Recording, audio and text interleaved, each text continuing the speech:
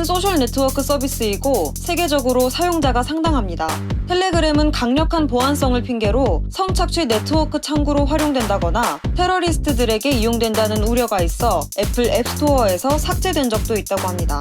최근 성착취 동영상을 공유하는 텔레그램의 대화방인 일명 텔레그램 N번방 사건이 연일 화제입니다. 자세한 내용 알아보겠습니다.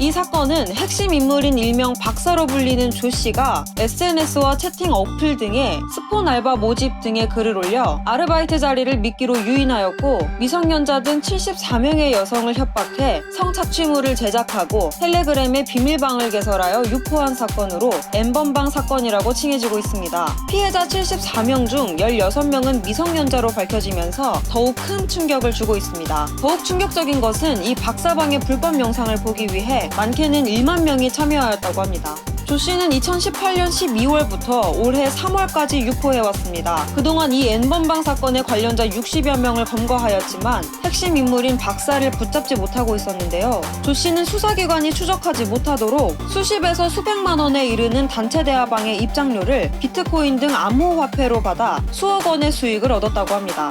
압수수색 중 그의 집에서 현금만 1억 3천만 원이 나왔다고 하네요.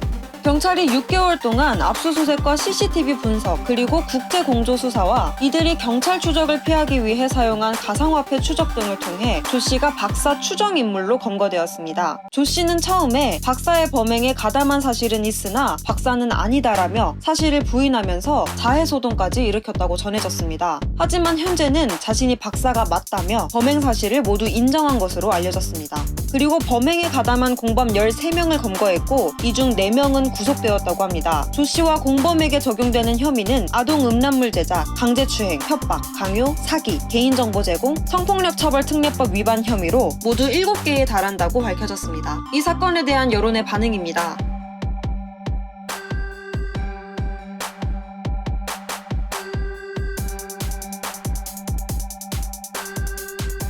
청와대 국민청원 게시판에는 텔레그램 N번방 용의자 신상 공개 및 포토라인 세워달라는 제목의 글이 게시되었고 게시된 지 이틀 만에 참여자는 54만 명을 넘어섰습니다. 그리고 경찰은 조 씨의 신상 공개에 대해 검토 중이며 다음 주 중에 결정될 것으로 보인다고 전했습니다. 성폭력 범죄 처벌 등에 관한 특례법 제25조에 따르면 충분한 범죄 증거가 있고 공공의 이익을 위해 필요한 경우 피해자의 얼굴과 이름, 나이 등을 공개할 수 있습니다.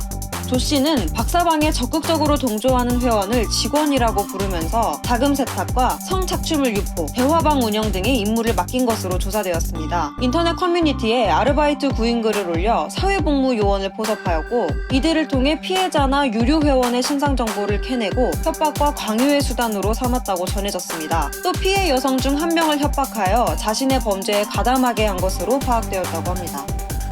뿐만 아니라 조 씨는 총기와 마약을 판다고 속여 돈을 가로채는 등 다수의 사기 행각도 벌였다고 합니다. 경찰은 조 씨의 범죄 수익을 추적해 기소 전 몰수 보전을 신청하고 모든 범죄 수익금을 국세청에 통보할 계획이라고 전했습니다. 그리고 박사방의 유료 회원들도 추적하여 검거할 방침이라고 합니다. 지금 긴장하신 분들 많이 계신가요? 얼른 일어나셔서 경찰서로 가시길 바랍니다.